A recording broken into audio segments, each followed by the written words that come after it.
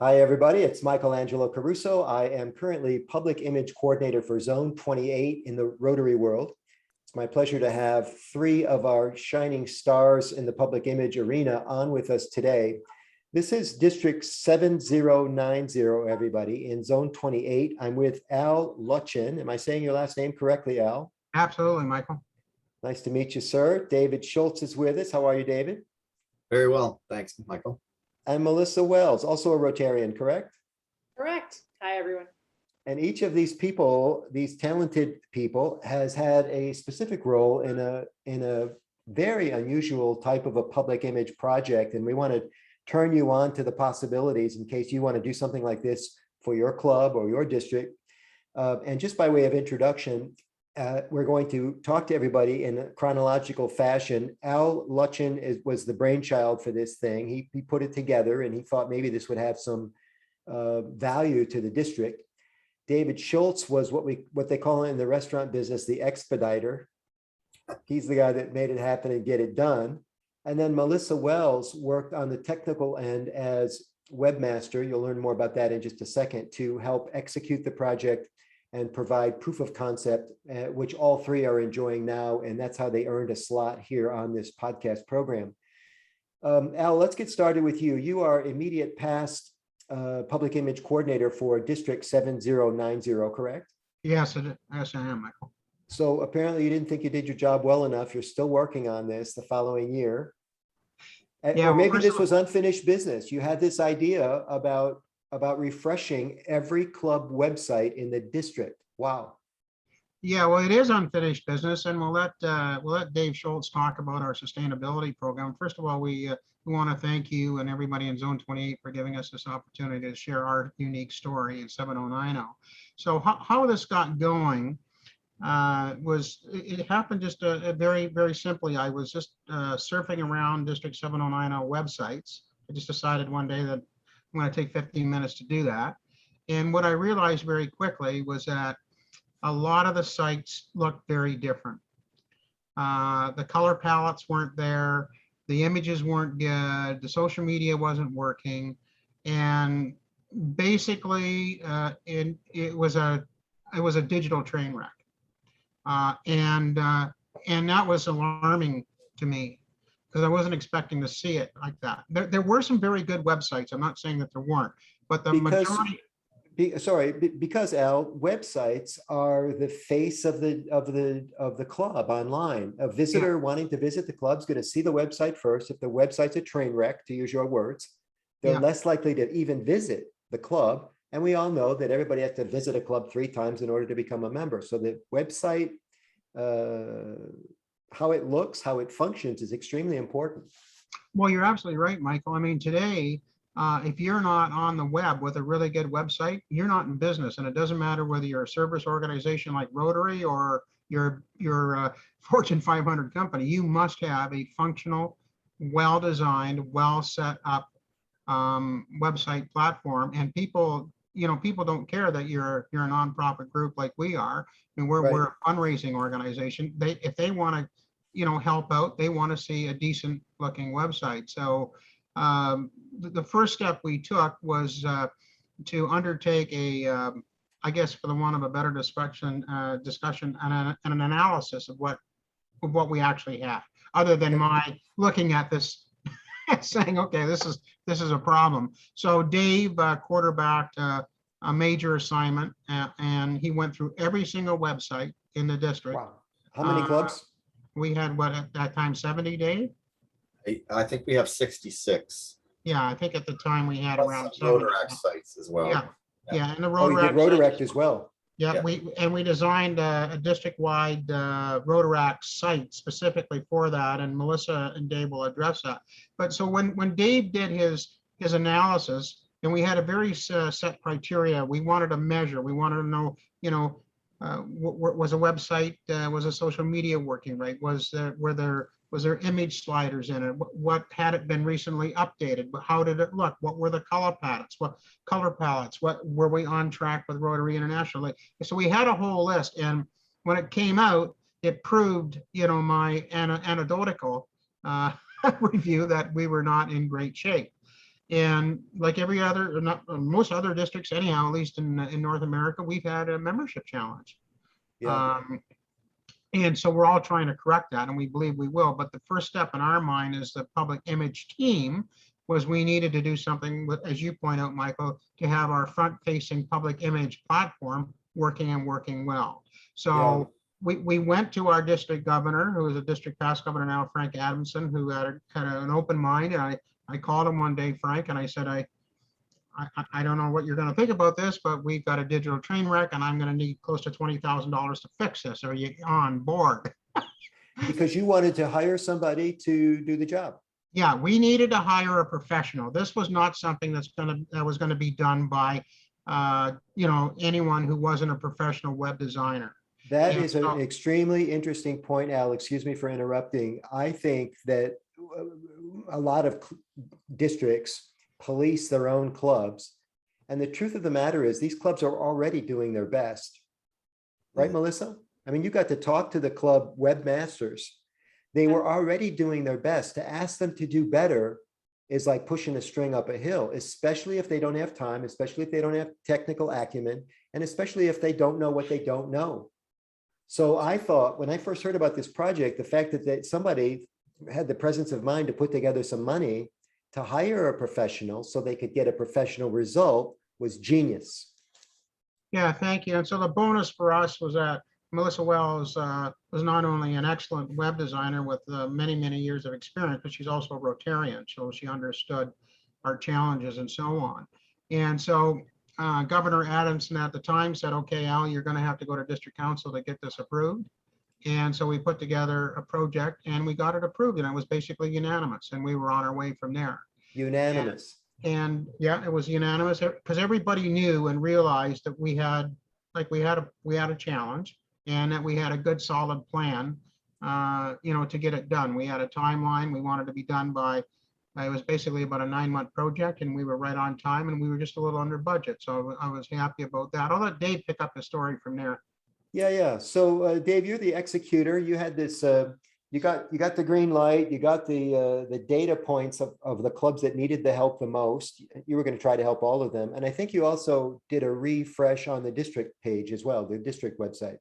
Yes, we started with the club sites, and we kind of set that up. I have to tell you, I was skeptical at the beginning in terms of what was likely to be the uptake on this. Because I've had a fair bit of experience with different organizations and their websites, and people, well, it's pretty hard to go in and tell somebody that their baby is ugly. Yeah. So you have to somehow go in a positive way and do that. Fortunately, I was able to go through the process with Melissa early on in the project. And once we had that initial interview, I was sold. I knew that she was going to be able to work her way through, and that the word would spread that this is not about coming in and telling you what's wrong with your club, Right. or telling you that everybody's club has to be the same, because every club has its own unique identity. And that was the thing that really sold it on me, was that I knew that once Melissa had a chance to talk to people, they were going to believe that they could do better. And did every club accept the offer? No, we ended up with an uptake of about 80% of our clubs doing this. Now there were a 20% declined. So yes, some of them declined. Some of them actually had very good websites already, and out of that 20% that didn't step forward, there were a number of very good professionally designed sites that really didn't need. They could have actually, I believe they could have used our help, but they didn't actually need it. So their babies weren't ugly. They weren't actually ugly. That's right. And some of the sites were very current, so that wasn't their problem. The problem was on the visual side and keeping current with the themes from Rotary International and that sort of thing. I'm curious, David, before you continue, of the 20%, what percent were in good stead and what percent needed help and still declined? This is an important number. So there was a small group. There was a small group of clubs that were very, very small in size. They didn't feel they had the resources to pay for the club runner back end and all of the database side of things. Yeah. And I think it was probably towards January this year, we agreed that Melissa could approach them with a less expensive alternative. And so we had a number of clubs take that up at that point in time too. And you really can't tell the difference from the front end.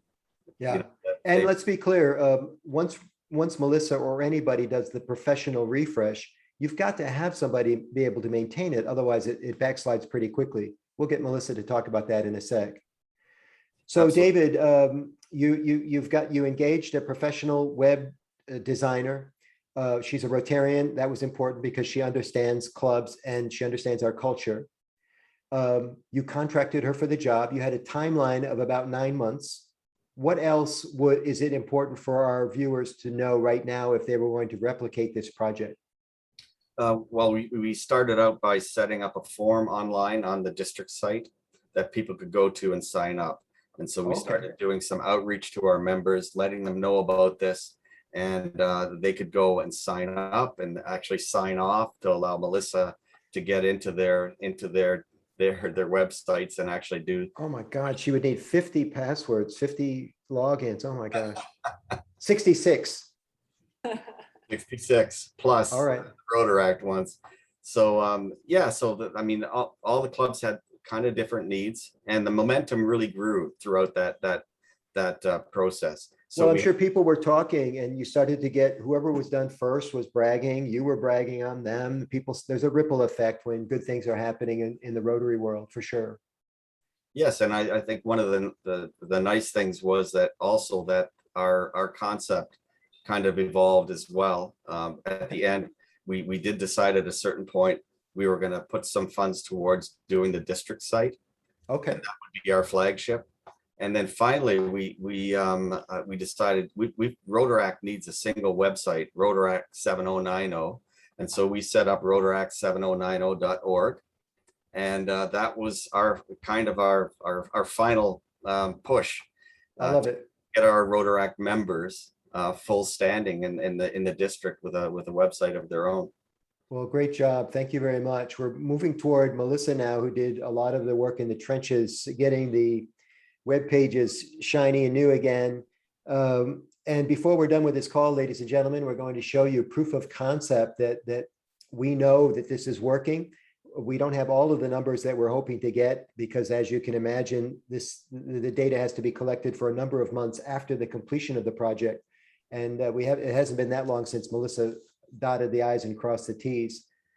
Melissa Wells, you are the owner and operator of a company called Ex Nihilo. Is that how you say it? That's correct, yes. And that is Latin for what? It means out of nothing, which seems to make sense because we started in the bad old days of raw coding going in and it would just transform into colors and movement. And so it really did seem like it was coming out of nothing.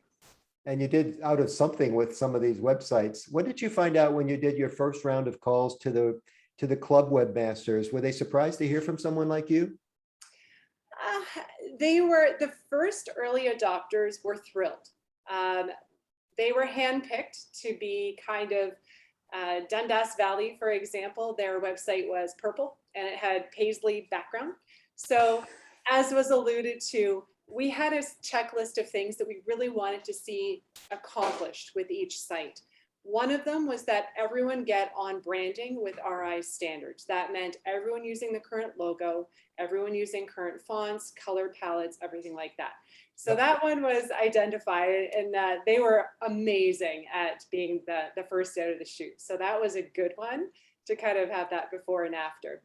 Fawn Hill was also fantastic. And I believe the second site that was done, very familiar already with the Club Runner system, had already taken the new website interface that Club Runner now offers and had started playing with it. They just needed help kind of putting that icing on the cake, getting everything coordinated.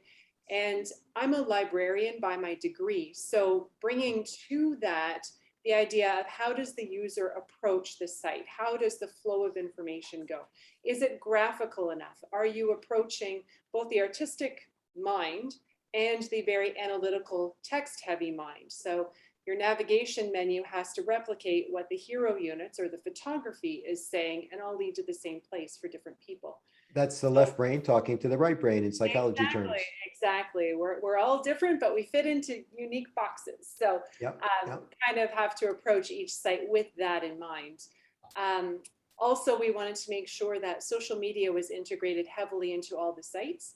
That was largely missing from many of the sites. So needed to get it in the top navigation menu, needed Facebook feeds of the more active clubs on Facebook, Twitter feeds, etc. So And that's important, Melissa, because there isn't as much interactivity in the website itself. There may be forms to fill out and websites or links to click, but the real communication and the real people on people dialogue happens in social. So to have those little buttons, people see a familiar F for Facebook, they're likely to click it, see now that creates another problem though, doesn't it? Because now they're moving from the professional web page to perhaps an unprofessional Facebook group.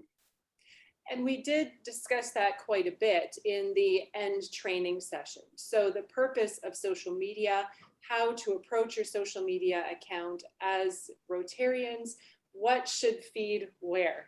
So your social should always push back to the main site, but not just the homepage, specifically what your call to action is on that. That's right. Because there's too much to do and see on the homepage. People get lost in the sauce. If you want them to register for an event, do not send them to your club homepage. Send them to the registration link for that event. It's called one-click marketing, everybody, so that you don't want to give people too many choices, because if they have too many choices, they make no decision. That's absolutely correct. Yeah, And good job. a large part of that was also educating them on how to post information about what they were doing in the community to the stories board. So if you're doing a check presentation to a community group or scholarships, take pictures, don't write a novel, write a short paragraph, but post it on the website first, and then link to it from Facebook and Twitter and everything like that, linking directly to that story. So now, Love it. not only are you sharing all this good news that you're doing in the community, but you're doing it on multiple platforms and being enabled to do so because now they know how to do it and what they should be doing. Beautiful. How many, I know that you communicated, at first when I heard this, I thought, well, webmaster, she got the passwords and then she did a bunch of template stuff, didn't talk to them too much. I didn't know. I found out later you had extreme dialogue with these people. How many round robins? How many times did you reach out to all 66 clubs? Is that a fair question? Absolutely it is. And the answer is 2 per club. So we actually, just to back it up a little bit, started with Club Runner themselves and met with the Club Runner team, because most of the sites are done in Club Runner. We as a district have a vested interest in them being on Club Runner because everything talks to each other. So that is really the optimal interface for them to use. So talked to the Club Runner team, got them on board, dealt with this issue of 53 passwords that I would need, came up with a system of approval. I could give the entire list to Club Runner and they could issue 1 password for me. So that made their life a lot easier. Oh, that is genius. Got buy-in from Club Runner, right? So that is genius. Yeah. So then once we had that, we had this form that was filled out. We provided FAQs and as much information for the clubs on what this was going to look like, the process, who was paying for it, everything. So they already came into it knowing quite a bit of what we were going to do with them. Education just helps displace the fear so much. So try to do as much of that as possible. Right. Then we had a queue system. So everyone who filled in the form, we did it based on who filled it in first and just worked through the queue. I tended FIFO. 2 to 3 per week. Started with setting up a Zoom conference call with their marketing person, their present webmaster, president, whoever was really appropriate. Sometimes it was one person, sometimes it was a team. We went through on screen share their website as it stood before we touched it at all. Identify what should stay, what should go, what was important to their clubs. We also looked at several clubs that had been completed already to show them what they could do and generate ideas. And most of the clubs had very skinny content, let's say. They had the basic information that Club Runner kind of threw up for them, and that was it. So we identified not only what the homepage and the overall design should be, but also created a wish list of what content pages they needed, such as membership information with an emailable join form, contact information with a map to their meeting location, and just simple, how do you get in touch with someone if I'm interested? Wow. Paul Harris, Rotary Foundation pages. Melissa, excuse me, we're going to share a screen here and look at one of the clubs that you're proud of, most proud of, which is the Font Hill Club. Because I want people to see what you're talking about here and call it out. You can move me around here as you need to. So up here, everybody, you can see the social media icons that Melissa was talking about, Facebook, in this case, Twitter and Instagram. No LinkedIn, Melissa. No, it depended on, every club is different in which social media profiles they had active. So we reflected whatever they had. They actually let me know what profiles they had in their form. So I came to it with all this information sitting right in front of me already. Okay, cool. A little editorial comment here from yours truly for our listeners. You want to have a LinkedIn presence if you want to be attractive to YoPros, the young professionals, the 20-somethings, 30-somethings, 40-somethings. Twitter is extremely useful for media connections. Facebook, we know, is where most of the dialogue happens. And of course, Instagram is for 30-somethings, 40-somethings as well, and Rotaractors. Love the photo that's happening here. And I noticed that the photo is flashing. Is this one of the, what's that called, the carousel? Yes, that's a rotating carousel. And as much as possible, we wanted it to reflect that individual club rather than using Rotary stock imagery. Really wanted to show their flavor in the community, real people having fun, quite frankly, and doing things. We want to make sure that the viewer, if they're not a Rotarian, can really see themselves and identify themselves in this club. So that was important. Different clubs have different sizes depending on what information we wanted above the fold. Font Hill wanted to make sure that this carousel in the imagery was what hit people when they first came to the site. So that's what. There's a nice variety in the photographs. We see that they're raising money. We see that they're outside. We see that they're having fun, doing work. And of course, it bears mentioning that these must be high grade, high resolution photographs, everybody. If you have crappy photographs, people think you have a crappy club. It may not be a fair judgment, but people judge your club by what they see on the website. And look at these beautiful photographs. Well Absolutely. done. And this is something that the club themselves will change. And so they also receive education in their training on, not only, as Michael said, what size and everything like that, resolution that it should be, and load time, but also make sure you've got a mix. If you've got an upcoming golf fundraiser, it should be number one, and it should be linking to the event within the website. So make sure these stay static. And we hope they can change the photographs soon and we can see their beautiful smiling faces without the COVID masks. I hope so too. Did all of the clubs have this type of a format down below? Did you use the same template? Quite a few of them did, because these are our hero units. These are our call to actions. The three key things that we really want people to come out with if they don't scroll any further. So we need to make sure that we're leading them by the hand further into the website. Most of the time, that is membership and projects or causes that they do. The third one could be a switch of events or who the club is, or something particular that's coming up, or a fundraiser. But generally, I would say probably 90% of clubs want membership and their work to be number one. So I'm assuming the events and speakers is fish bait for membership. Yeah, so the join us would be the actual membership for they're going to, what does membership look like? What are the expectations, etc. There you go. So another high-res photograph, everybody, a couple of them actually, and then an online web form that people can fill out right away. So it's not come visit us. It's not left to them to take the initiative. It's right in front of them. We're not asking for too much information here. That's important. Yeah. Some would argue, Melissa, that even asking for a physical address is a bit much. Absolutely. So we actually have two versions of this membership form. One is very slimmed down, does not include the address. Basically, it's what kind of volunteer situation are you involved in? Name, telephone, email, that's it. Yeah. Or the more lengthy one is this one. Every club has the option for which one they choose, and Yep. there's different reasons for either one. Yeah, the general research on this, everybody, is that the more information you ask for, the less likely you're going to get the form filled out. So make your decision carefully about which form you use. Well done. I'll get you back to the site here so you can finish talking about the features. And then we're going to do proof of concept, how you know that you guys did good work.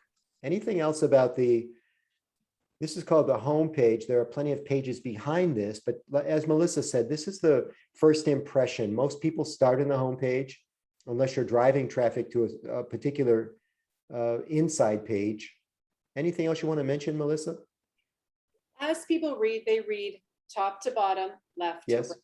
So we wanted to make sure that everything is in order of importance as you go through that. So we talked about the hero units. Then the next important thing is, what are we doing? So our speakers and our events, some clubs have Facebook feeds on that side, donate buttons potentially on that side. And then as you get into the news, these are the things that the club is now updating on their own, ideally once a week. And it will automatically feed onto the homepage from there as soon as they post that news story. So this information, you might still have them, you might not, but that's why we want to make sure that, you know, up above, we've got the really key information.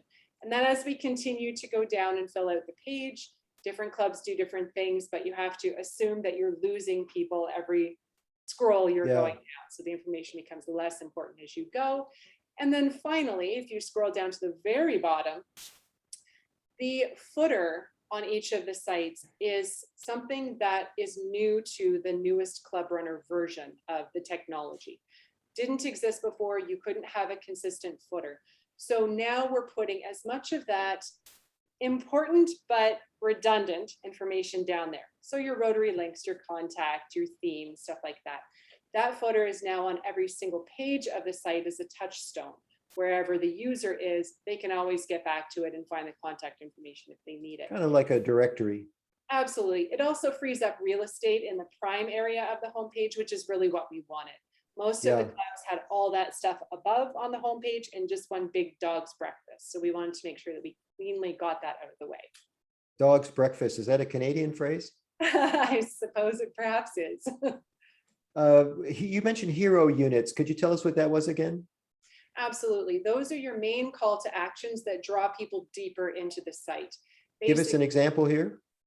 The join us is very important. We're leading them by the hand that this is important. This should be important to you. We don't want you searching for it.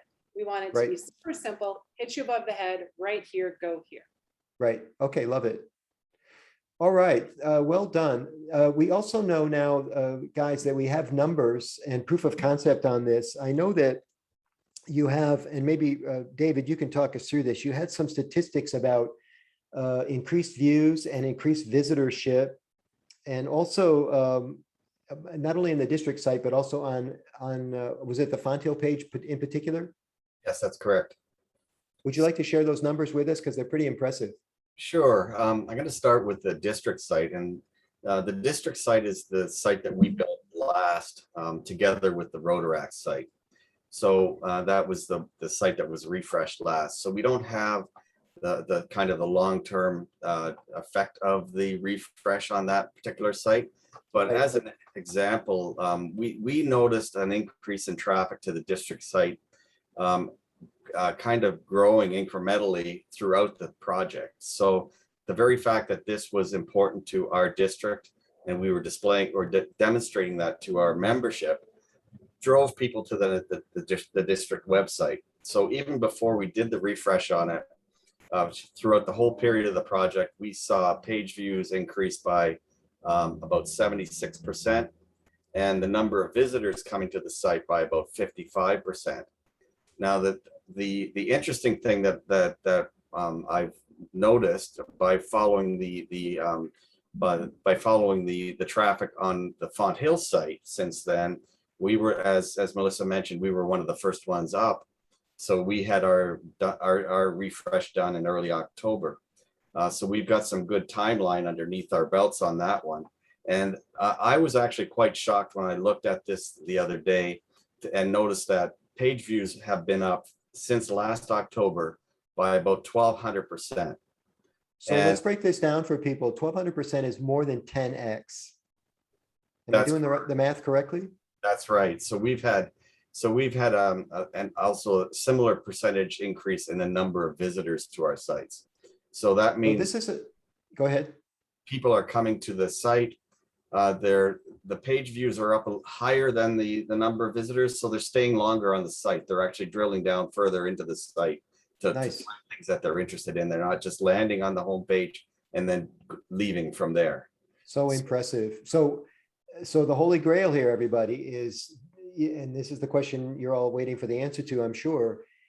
Did this increase in views, increase in amount of time on various pages, is it turning out to positively impact membership, giving, the things that we like to measure in Rotary? It may be too early to tell based on when the project was completed, but you have some testimonials. What did you tell me before we pressed record? That people seem to have a new sense of confidence and they believe in their clubs more. They like their own sites. Absolutely. Our St. Catharines Lakeshore Club specifically commented on their ability to now update the site with such confidence, because part of this project was a full hour of training once the refresh was done with the boots on the ground, the people who actually did the job. So You did the now- training? Yes. We did a full hour on Zoom. We recorded Wow. it, provided that back to them afterwards on their site only, just their little core group. Now they have the ability to post these stories and the events and all the great stuff they're doing, and they feel enabled to do that where they weren't before. So our St. Catharines Club particularly is very active in the community, started getting all this great information up, and they received a new member, I want to say it was a couple of months after the refresh project, that specifically said they became a member because of the website. They saw all the great things that were happening Man. and wanted to be involved in that. That So makes my we're day. hoping to hear a lot more great stories like that from other clubs. So I'm trying to stay inside the mind of our listeners and our viewers. I know they're thinking, how can we do this? Are you available to help people with this, Melissa? Absolutely. Yeah, This is your business, right? this is my baby. Yep. All right. So I assume that would be, this is your work, so you need to be paid for that. I'm wondering if Al and David would be available as unpaid consultants for anybody that had questions about how to get started. Absolutely. We're happy to talk about this anytime. And the project isn't over for us. We're going forward to make sure that we provide ongoing support to our member clubs and to actually the chairs of our district committees who are managing their own sections on the district website. So I love it. This isn't over for us, and we're always happy to talk about it. Well, I'm glad to hear that, because I want to talk about it again. Once we get another 6 months behind us, we can look at some more numbers. So everybody's name is in their screen, everybody. So you can find these nice people online on Facebook and LinkedIn and connect with them there. And we're also urging anybody that watches this video to, if you're in zone 28 or 32, you should join the Facebook page for zone 28 and 32. And if you're in some other part of the Rotary world, please join the Get the Word Out Now Facebook group. The Get the Word Out Now group is specifically for marketing-minded people. We have bright people from all over the world in that group who are interested in the efficacy of their campaigns. They want to get more from their social media posts. They want to get more from their marketing efforts. So you're welcome to join both groups and connect with these nice people and see if Melissa Wells can help you get your websites refurbished, and see if David and Al can set you at ease about the fact that you won't have to quit your job to do this. It's manageable, but as you can tell from listening to these nice folks, you have to be organized, you have to have a goal, you have to have a timeline, and you have to be working with a professional like Melissa Wells. I am so impressed with you three. Thank you so much for all you do. I look forward to meeting you in person at our next big event. And is there anything you'd like to say to our viewers before we say goodbye? I would just say, Michael, that this is a great project, and I would urge every district to take a serious look at either what we did or some version of it, because it is going to make an impact and it will make a difference. Excellent. Well, Al, David, and Melissa, thank you so much for being with me today. I appreciate you, and we'll talk down the trail, okay? Thank you, Michael. Thank you, See you Michael. later.